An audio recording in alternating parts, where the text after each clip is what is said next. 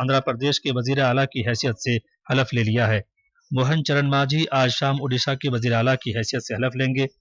18वें लोकसभा का पहला इजलास इस माह की 24 तारीख से शुरू होगा। इसके साथ ही खबरों का ये बुलेटिन खत्म हुआ।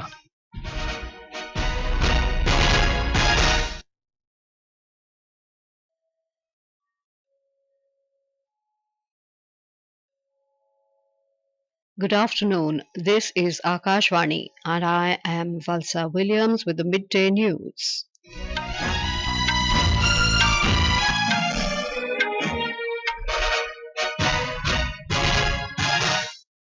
The headlines: Chandrababu Naidu takes oath as Chief Minister of Andhra Pradesh along with a 24-member Council of Ministers. Mohan Charan Majhi to be sworn in as the next Chief Minister of Odisha this evening. First session of 18th Lok Sabha to begin from the 24th of this month. World Bank pegs India to remain world's fastest growing economy to log 6.7% GDP growth over next 3 fiscal years. And in T20 Cricket World Cup, India to take on USA in New York this evening.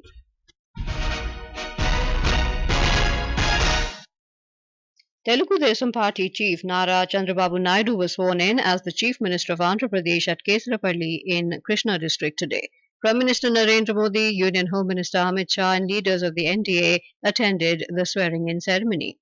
Nara Chandrababu Naidu ane nenu శాసనం ద్వారా నిర్మితమైన భారత రాజ్యాంగం పట్ల నిజమైన విశ్వాసం విధేయత చూపుతానని భారతదేశ సార్వభౌమాధికారాన్ని సమగ్రతను కాపాడుతానని ఆంధ్రప్రదేశ్ రాష్ట్ర ముఖ్యమంత్రిగా నా కర్తవ్యాలను శ్రద్ధతో అంతఃకరణ శుద్ధితో నిర్వహిస్తానని. We have more details from our correspondent on this.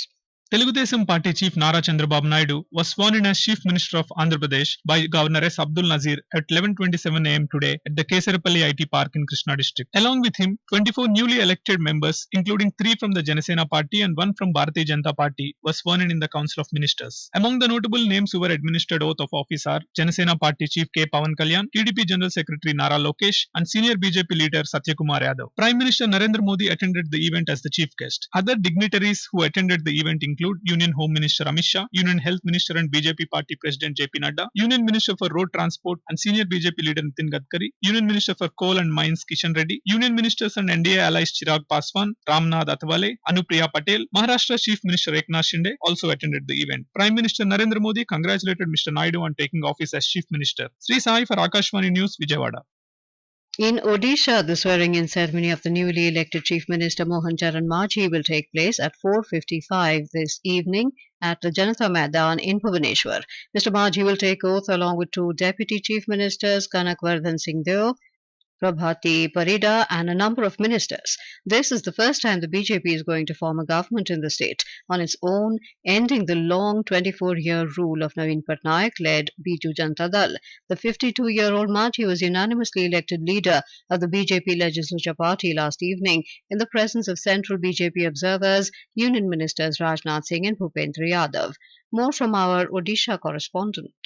The Chief Minister-elect of Odisha, Mohan Charan Majhi, is seen in action since morning, moving to different places in Bhubaneswar and inquiring about the problems of the people and what they expect from his government. He also met BJD Supremo and outgoing Chief Minister Naveen Patnaik at latter's residence and sought his blessings and invited him to the swearing-in ceremony. Mr. Majhi will be sworn in this evening by Governor Raghuvar Das at the Janata Maidan in Bhubaneswar. Prime Minister Narendra Modi is scheduled to arrive at Bhubaneswar this afternoon to attend the swearing-in ceremony of the first BJP government in Odisha. Union Ministers Amit Shah, Rajnath Singh, Joel Oram, Dharmendra Pradhan, Ashwini Vaishnav will also be attending the swearing-in ceremony. Chief Ministers of Madhya Pradesh, Rajasthan, Tripura, Goa, Chhattisgarh have arrived at Bhubaneswar, while Chief Ministers of other BJP ruled states are expected anytime at Bhubaneswar to attend the ceremony. Prakash Das, Akashvani News, Bhubaneswar. After being elected as the Chief Minister, Mr. Majhi said his government will do its best to meet the expectations of the people of the state, for which they voted the BJP to power for the first time.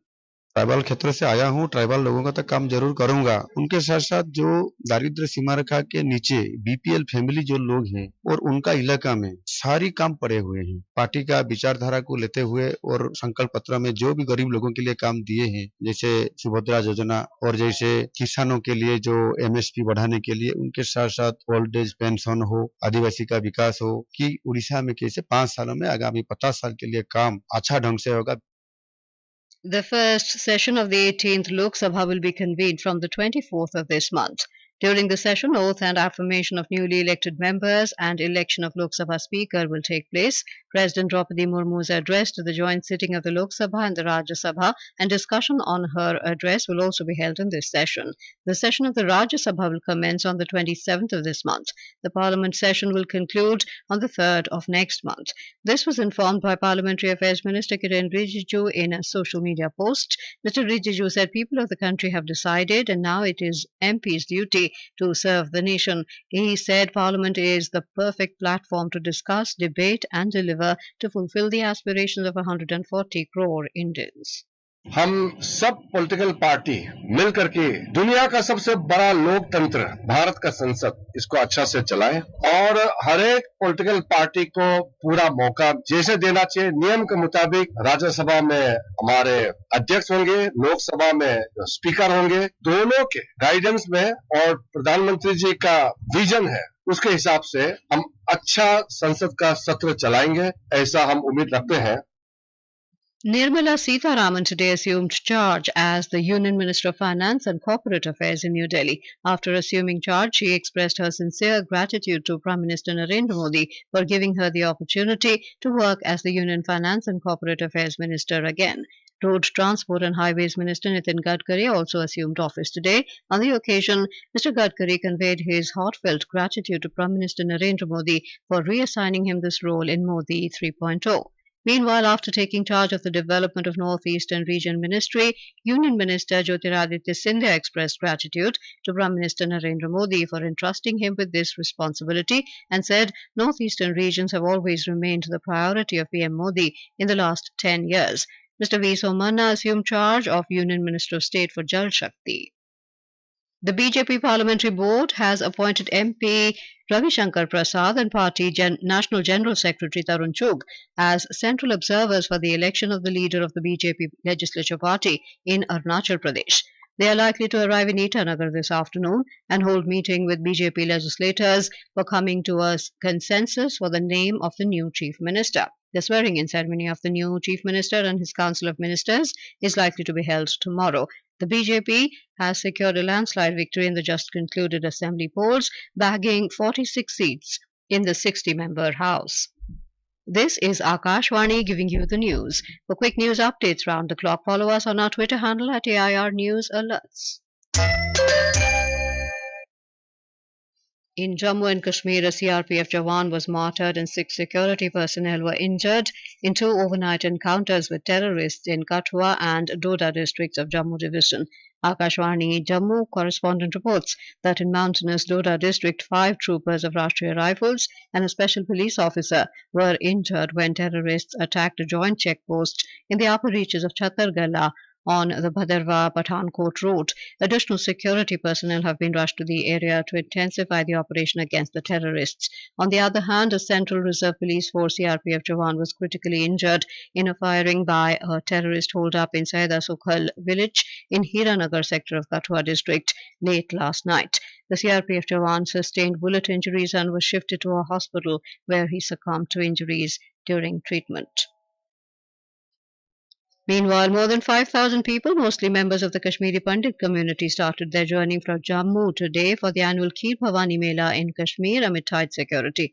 Akashvani Jammu correspondent reports that the 4-day pilgrimage started today with Divisional Commissioner Jammu Ramesh Kumar, Relief Commissioner Migrants Dr. Arvind Karwani and prominent Kashmiri Pandit leaders flagging off the pilgrimage from the Nagrota area in the outskirts of Jammu city. The annual Kheer Bhavani Mela, celebrated on Jyeshtha Ashtami, will be held on June the 14th at the shrines of Tulmula in Gandarbal, Tikkar in Kupwara, Laktipura, Aish Muqam in Anantnag, Mata Tripur Sundari Devsar in Kulgam and Mata Kheer Bhavani Mansgam also in Kulgam. This is the biggest festival of Hindus in Kashmir after Amarnath Yatra and holds immense significance in Jammu and Kashmir. The National Testing Agency NTA has issued frequently asked questions post the declaration of the NEET UG 2024 result. The FAQs have been issued in the wake of alleged discrepancies in the NEET results, which was announced on the 4th of this month. On the role of the Grievance Redressal Committee in giving the compensatory marks to candidates for time loss, the NTA said a committee was formed which considered the grievances and representations based on factual reports. On a query that how can any candidate score 718 and 719 marks in the exam, the NTA clarified that due to the compensatory marks, two candidates happened to secure 718 and 719 marks. Union Education Ministry had constituted a 4-member panel to review grace marks awarded to more than 1,500 candidates in NEET UG exam. Amid the water crisis in the national capital, the Delhi government has decided to deploy additional district magistrate and subdivisional magistrate level officers in each zone to act as a quick response team to provide water tankers and resolution of water-related complaints. The team will also comprise tehsildars and other officials. City Water Minister Atishi has written to Delhi Chief Secretary directing him to ensure that these teams monitor and inspect the main water distribution network from water sources to the water treatment plants and from water treatment plants to primary underground reservoirs. The BJP today continued its attack on the Delhi government over the water crisis in the city. Party Delhi Unit Chief Virendra Sachdeva said they have been saying since the beginning that the water shortage in Delhi is a problem created by the AAP government. Meanwhile, the Supreme Court today rebuked the Aam Aadmi Party-led Delhi government over the prevalence of tanker mafia and water wastage in the national capital. The Supreme Court asked about the measures that have been taken against them. A vacation bench presided over by Justice P.K. Mishra was hearing the Delhi government's plea for the release of surplus water from Himachal Pradesh as the people of the national capital are facing a shortage of water. The top court asked the Delhi government to file a report stating the action taken for the loss of water. The matter will be taken up tomorrow.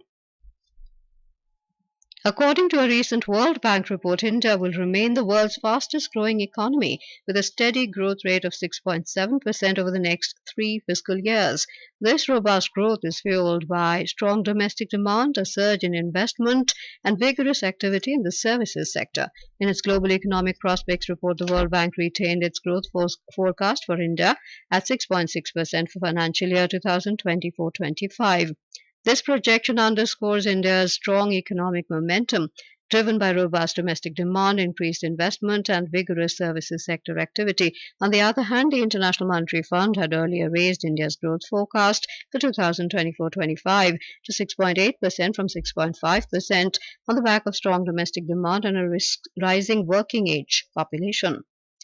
The India Meteorological Department IMD has issued an orange alert warning for heat wave to severe heat wave conditions over the northern belt of India, including Himachal Pradesh, Jammu Division, Uttarakhand, Madhya Pradesh, Haryana, and Delhi for the next 4 days. R.K. Jenamani, IMD scientist, said the severe heat wave conditions are also likely in some parts of Gangetic West Bengal, Bihar, Jharkhand, and Uttar Pradesh for the next 3 to 4 days. Heat wave to severe heat wave continue to prevail mainly over Uttar Pradesh, Bihar, Odisha, Jharkhand, Bengal, including the national capital Delhi. Also heat wave prevailing, developing over North Rajasthan and North Madhya Pradesh, even for the national capital Delhi, Uttar Pradesh. On the monsoon, the IMD said conditions are favourable for further advancement of southwest monsoon into some more parts of Telangana and Chhattisgarh during the next 1 day. Indian stock market has witnessed a historic surge today.